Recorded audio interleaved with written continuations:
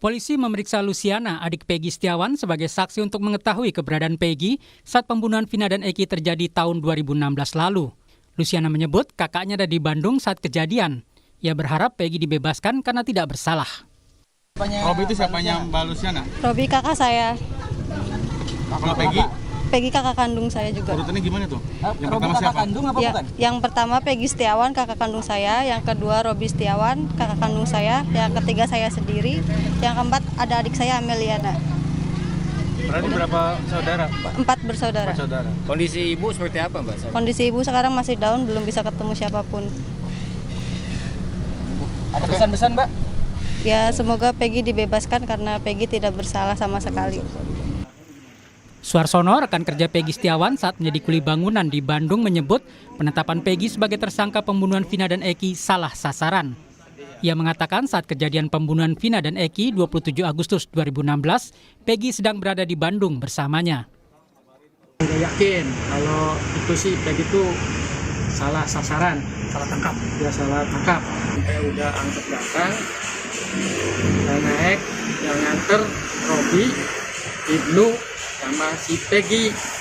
Tanggal berapa kan? Itu Tanggal 27 Agustus tahun 2016. Sekitar jam 8 saya naik motor Di Bandung ya? iya, Jam 8 pagi apa malam? malam. Jam 8 malam. Habis gajian saya langsung naik angkot ke Lewi Panjang, mobil Godwill. Ya. Si Peggy-nya sampai ke angkot aja, nggak ke langsung terminal. Tapi Peggy saat itu memang ada di Bandung ya? Iya, masih di Bandung. Nganter ke angkot, Terminal. ke angkot aja. Posisi Terminal. Bandung ya? Posisi Bandung. Udah pulang dianya ke Bedeng lagi. Usai pembunuhan Vina dan Eki, polisi menyebut Peggy Setiawan kabur dari Cirebon, menghilangkan identitas dan mengaku bernama Robi. Yang pertama, bahwa pasca kejadian PS ini kemudian meninggalkan kampung halamannya, dia pergi ke Katapang sebagaimana tadi dijelaskan oleh Pak Kabid Humas. Di sana dia tinggal satu kos bersama ayah kandung dan ibu tirinya. Namun PS tidak mengenalkan diri sebagai anak kandung daripada ayahnya. Di sana dia mengaku sebagai keponakan, demikian juga bapaknya mengenalkan kepada pemilik kos bahwa PS adalah keponakannya. Hal ini dikuatkan dengan keterangan pemilik kos yang sudah kita minta keterangan. Demikian juga nama sudah diganti, bukan lagi PS tetapi menggunakan nama Robi. Namun hal itu dibantah ayah Peggy. Menurut Rudi, Peggy dan Robi dua orang yang berbeda dan keduanya adalah anak-anaknya. Oh iya, Robi itu anak atau panggilan sebenarnya, Pak? Anak kandung, Pak. Anak kandung sendiri, Pak. Itu mah nama panggilan aja, panggilan kerja. Jadi Bapak ini punya anak berapa totalnya? Tapi yang 4 saya. 4. Pertama, Peggy. Robi Setiawan. Yang kedua? Robi Setiawan. Yang ketiga, Luciana. yang keempat. Ameliana. Nah, berarti Bapak membantah bahwa selama ini Peggy merubah nama jadi Robi ya, Pak? Iya. Jadi nggak ganti identitas ya, Pak? Enggak. Jadi itu hanya nama samaran saja. Samaran sama panggilan. Kemudian upaya Bapak, Upaya Bapak untuk membantu Peggy, Pak, ini dalam proses hukum, Pak. ya supaya dibebaskan aja gitu. Enggak bersalah.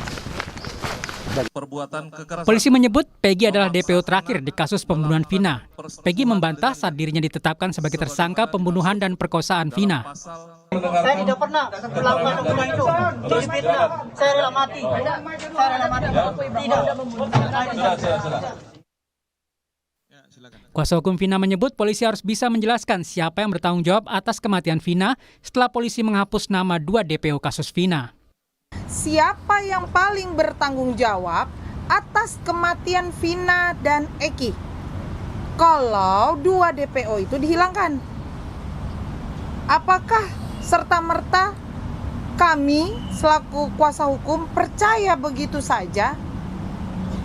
Ayo, apakah kami harus tinggal diam? Berarti selama ini tentunya yang harusnya bekerja adalah siapa? Nah, betul. Sudah tahu kan? Gitu. Jadi kami tidak mau tahu, kami tahunya yang berdasarkan keputusan itu ada 2 nama lagi. Publik menunggu langkah polisi untuk mengungkap kasus ini agar pihak-pihak yang terlibat bisa dijatuhi hukuman setimpal. Tim Liputan Kompas TV. Polisi sudah menetapkan Peggy Setiawan sebagai tersangka kasus pembunuhan Vina Eki. Tapi keterangan rekan kerja Peggy menyebut Peggy ada di Bandung saat peristiwa terjadi. Bagaimana mengurai kasus ini sehingga bisa terang benderang dan juga memberikan rasa adil bagi pihak keluarga Vina. Kami akan membahasnya malam hari ini bersama pakar hukum pidana Jamin Ginting dan penasihat ahli Kapolri Arianto Sutadi. Pak Arianto, selamat malam. Bang Jamin, selamat malam. Selamat malam semuanya. Selamat malam Bang Ari. Saya mau ke Bang Jamin dulu. Bang Jamin, ini kan setelah Peggy ditetapkan sebagai tersangka otak pembunuhan Vina dan juga Eki, belakangan muncul dari pihak teman maupun keluarga meyakinkan bahwa Peggy itu sebenarnya tidak terlibat karena berada di Bandung, bukan di Cirebon, di TKP kejadian pembunuhan Vina. Jadi kalau rangkaian demi rangkaian yang dilihat sampai dengan sekarang, gimana Bang Jamin lihatnya? Ya, dalam konteks pembuktian pidana itu, kita kan mau mengungkapkan kebenaran material. Nah, kebenaran material itu bisa ditentukan dari beberapa faktor, saksi dan juga alat bukti lain. Contohnya yang paling tepat adalah dalam teknologi sekarang CCTV. Ya, nah jadi ini kelihatannya dari awal kurang cukup bukti ya untuk membuktikan adanya suatu perbuatan pidana. Walaupun kita ketahui dalam putusan pengadilan sudah ada yang dipidana, bahkan disebutkan beberapa orang yang bersama-sama dengan mereka. Tetapi realitanya orang-orang yang belum sekarang dijadikan ditersangka atau dibawa pengadilan ini, mereka bingung pakai bukti apa, padahal semua sudah mencabut keterangannya terkait dengan hanya cuma satu saja, yaitu keterangan saksi. Saksinya juga sudah dicabut keterangannya, sehingga membingungkan kepolisian untuk menyatakan ini das bukti apa yang kita gunakan. Makanya harus dilihat adanya CCTV di situ. Siapa pelaku sebenarnya begitu, Masalah ini kan kejadiannya 8 tahun yang lalu ya, belum tentu pada saat itu ada CCTV di area pembunuhan TKP. Saya pernah mendengar, mungkin saya salah, bahwa pengacara beberapa tersangka itu mengatakan ada CCTV yang harus diungkapkan pada saat itu, yang belum diungkapkan. Nah, itu pernah disampaikan, saya dengar itu. Tapi saya nggak tahu apakah itu benar-benar ada atau hanya cuma disampaikan. Tapi yang paling penting, ada 2 orang yang dianggap sebagai DPO. Saya nggak tahu proses DPO-nya seperti apa. Sepengetahuan saya, berdasarkan Perkap, kalau sudah orang di DPO kan, itu sudah jadi tersangka. Dan kalau tersangka tidak bisa diabaikan begitu saja. Harus di SP3 kan begitu. Makanya kalau sampai sudah ada jadi tersangka, lalu tiba-tiba dihapus begitu saja DPO-nya, saya agak mencurigakan ini ada sesuatu hal yang kurang tepat untuk bisa dipublikasikan kepada publik supaya publik paham. Artinya ada sesuatu.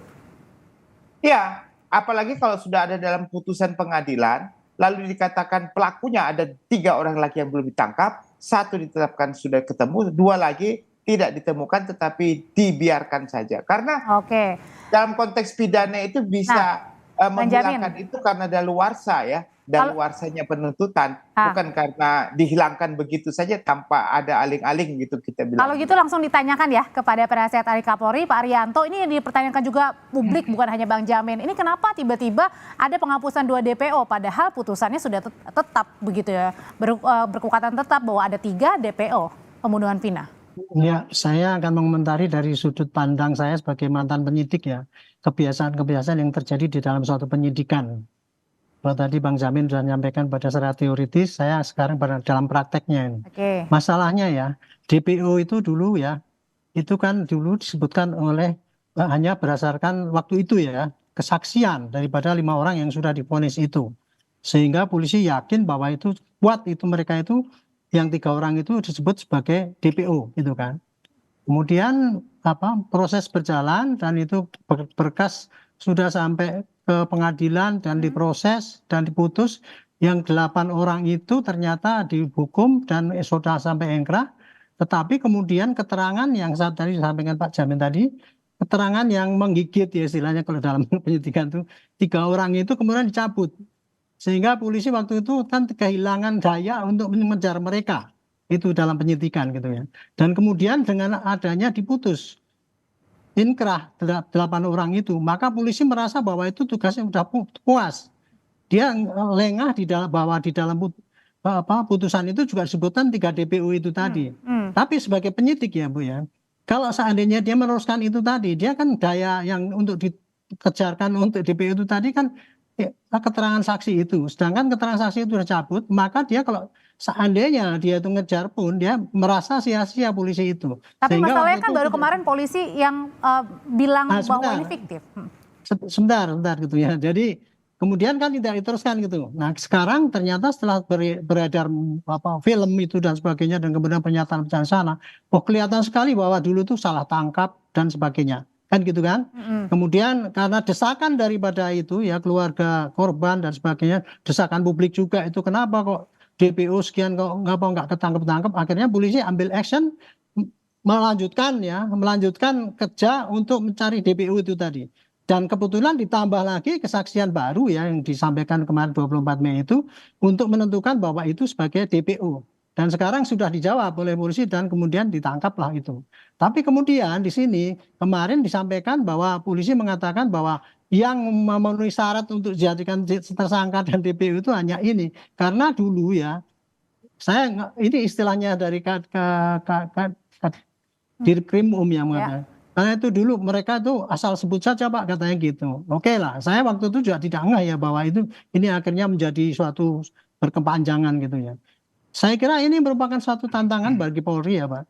Ya, harus bisa menjelaskan kepada mereka itu karena secara hukum yang 3 DPO itu kan harusnya dikejar menurut kan teorinya. Tapi kenapa kok nggak dikejar? Nah kemarin sudah diterangkan kan bahwa yang dikejar itu ketangkap 1, tapi yang 2 itu kemudian tidak dijadikan DPO. Sayangnya nggak dikasih penjelasan. Gitu. Ya, tetapi kalau saya lihat ya dari semangat penyidik, ini penyidik ini melakukan apa yang mestinya dituntut masyarakat itu sekarang lagi dibuktikan untuk itu ya.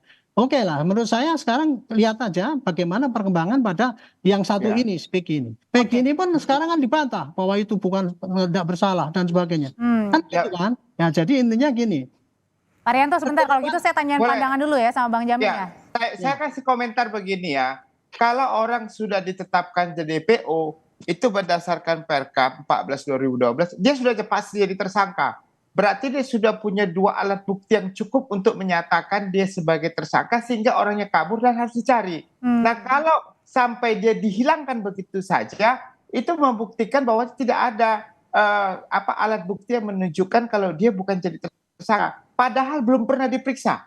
Nah pertanyaan saya, 2 orang itu pernah nggak dicari, ditemukan, dan diperiksa? Kalau setelah diperiksa, baru dibuktikan dia tidak bersalah, nggak apa-apa, tinggal bikin SP3. Tapi ini nggak pernah diperiksa, nggak pernah... Langsung dihilangkan gitu namanya? Siapa orangnya, langsung dihilangkan.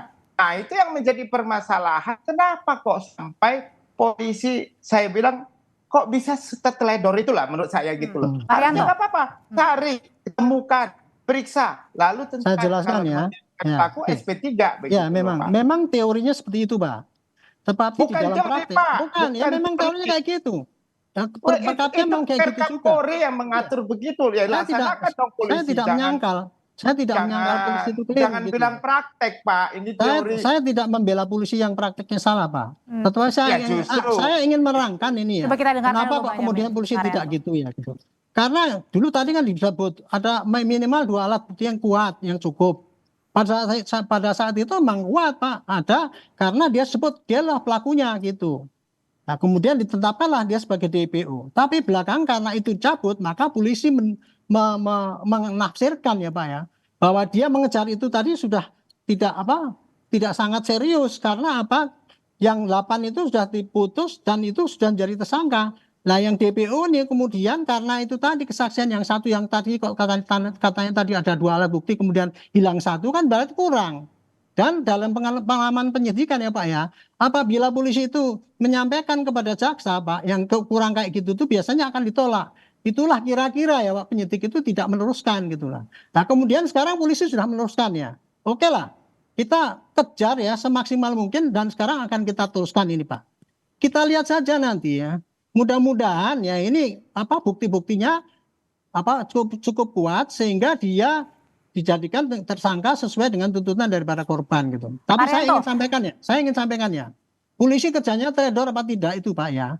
Itu adalah dari sebenarnya Polisi kalau pengamatan saya Pak, polisi kerjanya teledor apa tidak itu kalau di dalam penyidikan itu Pak, endingnya adalah kepada bagaimana putusan Pak pengadilan Arianto, itu. tapi gimana 2 DP itu dihilangkan, padahal kita juga sampai saat ini kan masih publik juga, bahkan kuasa hukum dari keluarga Vina mempertanyakan apakah benar Peggy ini otaknya atau jangan-jangan. Nah sekarang Peggy yang udah ketangkep aja masih dipertanyakan, ya nggak apa-apa itu silakan. Justru polisi sekarang ini Peggy ditangkap kemudian akan diperiksa, cari bukti-bukti yang lain, apakah dia itu tersangka atau bukan, atau bukti lain yang meringankan dia, apakah dia bukan tersangka. Pasti nanti itu akan di SP3. Seperti tadi katanya Pak Jamin Ginting, kalau tersangka itu nggak terbukti, akan di SP3 gitu. Tapi kalau Peggy ini nanti kemudian buktinya kuat, alibi kuat untuk menunjukkan bahwa dia itu berbuat seperti yang dituduhkan di dalam putusan pengadilan itu, maka pasti akan dikirim ke kejaksaan. Hanya saya satu yang saya ingin pertanyakan tadi. Polisi itu ukuran keberhasilannya ya, kebenaran kerjaannya itu adalah apabila dia sudah mengirim tersangka itu dan divonis gitu. Kalau terjadi kekeliruan dalam penerapan hukum itu, dia bisa digugat atau pakai peradilan ataupun pakai PK dan sebagainya gitu. Nah sekarang yang saya heran juga ya, kenapa kasus yang dulu itu diputus oleh polisi, oleh hakim diputus, gitu loh. Kok dengan mudahnya diputus seperti itu? Ini yang mesti dieksaminasi ya juga. Pengadilan juga kenapa itu, termasuk jaksanya juga kenapa meloloskan berkas itu gitu. Kalau memang mau dieksaminasi itu yang terjadi gitu. Saya ke Bang Jamin lagi. Bang Jamin, sebenarnya kalau melihat dari kasus ini, sebenarnya ini kasus yang sangat rumit untuk dibuka atau sebenarnya ada gimana? Ya saya nggak tahu di balik ini ada apa, siapa pelakunya, atau ada orang-orang tertentu yang mempunyai kekuatan untuk bisa mengaburkan orang-orang yang tertentu yang dianggap sebagai pelaku ya. Nah, semua rata-rata kan pelaku ini menyatakan tidak bersalah, tidak melakukan perbuatan. Ya, bahkan konferensi pers kemarin saya juga kaget, berani ya dengan ngomong gitu. Berarti kan dari hati nuraninya itu langsung.